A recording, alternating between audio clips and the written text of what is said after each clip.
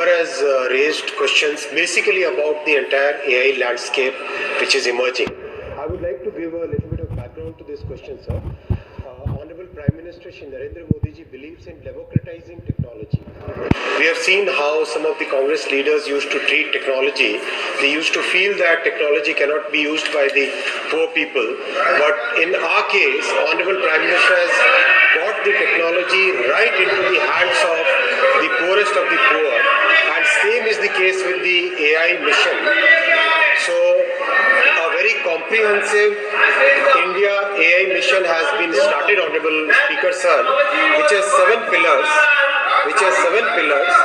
And all these 7 pillars are very well thought through. The first pillar is creating AI compute facility. Second pillar is creating a skill framework. Third is to create startup financing. Fourth pillar is creating an innovation center. Fifth is about datasets platform, and the seventh platform is about creating new applications, and the last platform is about having a safe and trusted AI. The Honorable MP has raised the question how many people have got enrolled in the future skills. As on today, 8.6 lakh people candidates have enrolled in AI in the future skills platform, and this is again a platform which has been created in collaboration with the industry. So the training which is given is very relevant to what the industry today needs. No, I think you're missing the question, because प्रश्न यही है कि 9.5 करोड़ 8.5 करोड़ की बात कर रहे हैं और आप 3 लाख ही साल का ट्रेन कर पाए हैं, तो वही है कि is it not sufficient, that therefore what is your plan? Anyway, that's a question, please. Or thank you for telling me the house run today, because yesterday also question asked, we were trying to run and clearly BJP was disrupting yesterday. But 27 data lab जो आप बनाए हैं, sir हाँ ठीक है, 27 data lab को पूछ रहे हैं सर कि जो डेटा लैब आप बना रहे हैं कि ये आपका क्या प्रावधान है कि सांगली जैसे छोटे शहरों में भी you will bring in this data labs and may be benefit, क्योंकि आज किसानों को भी एआई की जरूरत है, उनको स्किलिंग करने की जरूरत है, खेती के लिए हो, अपने मार्केट्स के लिए हो, बाजार के लिए हो, उनको भी स्किल करने का कोई आपका प्रयोजन है, और है तो कब से? माननीय अध्यक्ष जी, ये मैं एक बार फिर दोहराना चाहूँगा कि माननीय प्रधानमंत्री जी ने हमेशा टेक्नोलॉजी को डेमोक्रेटाइज करने का मिशन हाथ में लिया है, और इसीलिए जो एआई डेटा लैब्स बन रही है ये भी टियर 2 और टियर 3 सिटीज़ में बन रही है। अगर आप देखो उत्तर प्रदेश के गोरखपुर, लखनऊ, शिमला, औरंगाबाद, फिर महाराष्ट्र में औरंगाबाद, बिहार में पटना, बक्सर, मुजफ्फरपुर, एक तरीके से पूरी लिस्ट पूरे आंसर में आपको दी गई है, अध्यक्ष जी सदन के पटल पर भी रखी गई है। कोशिश ये है कि देश के टियर 2 और टियर 3 सिटीज़ में स्टार्टअप्स हो, एआई लैब्स हो, 5G लैब्स हो, सेमीकंडक्टर की ट्रेनिंग की फैसिलिटीज़ हो, वो सारे के सारे एक कॉन्सेंट्रेटेड वे में नहीं रह के देश भर में फैले। Advocate Adhur Prakash.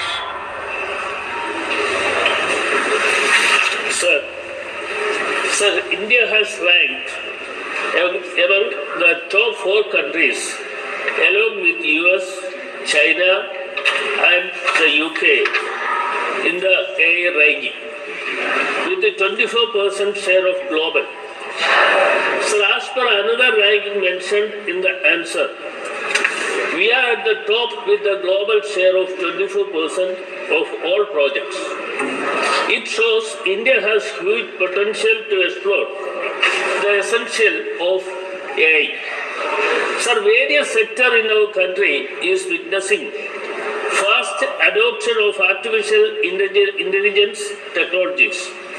Artificial intelligence has the potential to address many critical challenges, but at the same time it raises some serious concerns, including data privacy, ethical usage, etc. Sir, my question, there is no legal framework to govern the usage of artificial intelligence. Whether the government is planning legislation for regulating the use of artificial intelligence in the country. Honorable Speaker Sir, yes, it is a major challenge that societies across the world are facing. because the way the accountability of social media, accountability in case of using fake news, in case of developing fake narratives, all those accountabilities have to be really established in the society, and the legal framework has to change, and a lot of consensus is required to be created around this, because these are issues where the freedom of speech comes on the one hand, and the accountability and having a proper real news network getting created on the other hand. So these are things which need to be debated, and if the House agrees and if there is a consensus in the entire society, we can come up with a new law. We are open to that idea. On the point of privacy, I would like to share with the Honorable Speaker, sir, that we have created 8 projects. Sticky heavy sunscreens को कहो bye bye. Hello Waterlight sunscreens. Dot and key. पापा ने कहा engineer बनो, बन गया. Husband बनो. अनूप दोत्रे. Sir, I would like to add, what initiative government has undertaken to promote responsible AI development and development in key sectors like health, finance, education, and how the effectiveness will be monitored and evaluated. माननीय speaker sir, ये बात सही है कि AI का जो सबसे अधिक उपयोग होने वाला है ऐसे सेक्टर्स में होने वाला है जिससे कि जन जन के जीवन पे उसका अच्छा प्रभाव भी पड़ सके. एग्रीकल्चर में, एजुकेशन में, हेल्थ केयर सेक्टर में, लॉजिस्टिक्स के सेक्टर में, फाइनेंशियल सेक्टर में, इन सब में एआई की एप्लीकेशंस जो देश के काम में आए, देश की ज़रूरतों के अनुसार हो, उसको डेवलप करने के लिए जो एआई मिशन के 7 पिलर्स हैं, उसमें से एक बड़ा पिलर है एप्लीकेशन डेवलपमेंट. और रिस्पॉन्सिबल यूज़ ऑफ एआई के लिए 8 प्रोजेक्ट्स बनाए गए हैं, जिसमें IIT Jodhpur, IIT Roorkee, NIT Raipur, Pune, IIT Delhi, triple IT Delhi और इस तरह से बड़े अच्छे इंस्टीट्यूशंस के अंदर मिलके 8 ऐसे प्रोजेक्ट्स बनाए गए जिन प्रोजेक्ट्स से टूल्स डेवलप हो जो रिस्पॉन्सिबल एआई के लिए काम आए. और एआई में बहुत सारे एथिकल इश्यूज भी है माननीय अध्यक्ष जी, उन एथिकल इश्यूज को भी एड्रेस करना जरूरी है. और ये एक इमर्जिंग टेक्नोलॉजी, इसलिए दुनिया भर में इस पर डिबेट भी है. मैं आपके माध्यम से माननीय अध्यक्ष जी इस महान सदन को ये भी बताना चाहूँगा कि भारत एआई के जो ग्लोबल विचार करने वाले देश हैं उनमें one of the leading countries है. और जो GP global partnership on AI उसके चेयर भी लास्ट ईयर भारत था, समिट भारत में हुआ. और आज भी जो ओईसीडी वगैरह सभी देशों के साथ, यूएन के साथ जितना भी डिस्कशन है उसमें भारत की बात को सबसे ज़्यादा इम्पोर्टेंस दी जाती है. श्री प्रसून बनर्जी. Thank you. अब हमको बोलने टाइम दिया, कुछ सर लोग है. सर हमारा एक बात है, बहुत टीम से बोल रहा 7 years खाली हम बोलते हैं जो हम बंगाल में हैं, हम एमपी हैं सर, आप लोग है पास में. तो हमारा एक ही चीज है कि हम लोग का इतना खराब हो रहा रेल का लिए, उधर में कोई बंद कर देते तो 1 घंटा 2 घंटा 4 घंटा सर चलते हैं. हम उधर में सर के बोलते हैं, मिनिस्टर सर है अच्छे हैं, उनको हम बोले हैं जे हमको वो एक चीज हम चाहते हैं अंडरपास. नहीं, रेलवे का मामला नहीं है. हाँ. ये आर्टिफिशियल इंटेलिजेंस का मामला है. हाँ sir, thank you. Question number 222 222 doctor Kadiyam कावे.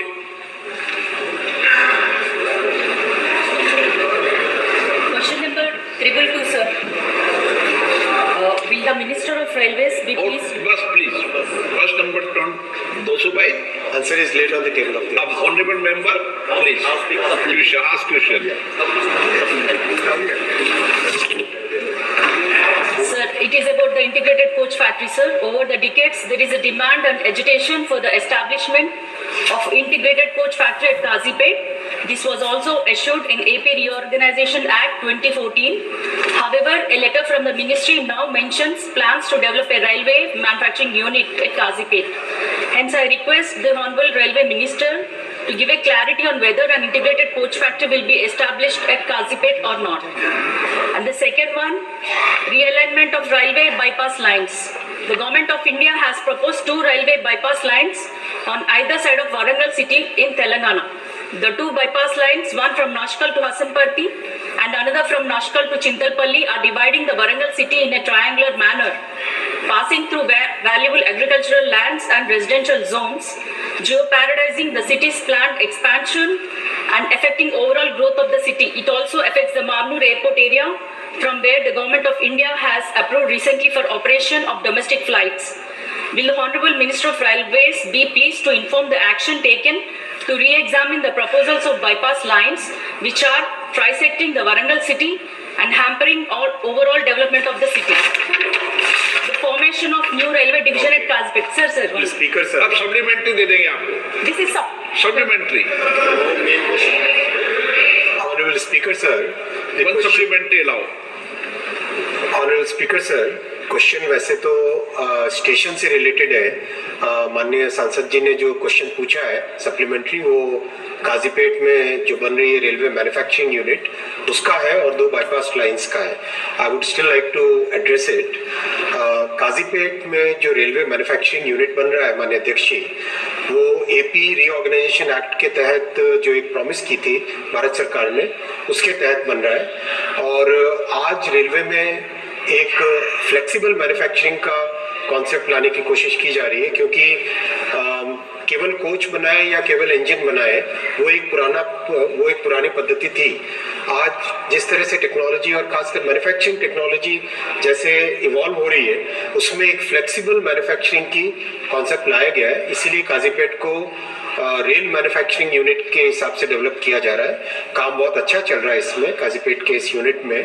आरवीएनएल उसके कंस्ट्रक्शन का कॉन्ट्रैक्टर है और काम काफ़ी अच्छी तेजी से चल रहा है. साथ ही साथ जो दोनों बाईपास लाइंस के बारे में माननीय सांसद जी ने कहा है, माननीय अध्यक्ष जी, जितने बड़े शहर है उस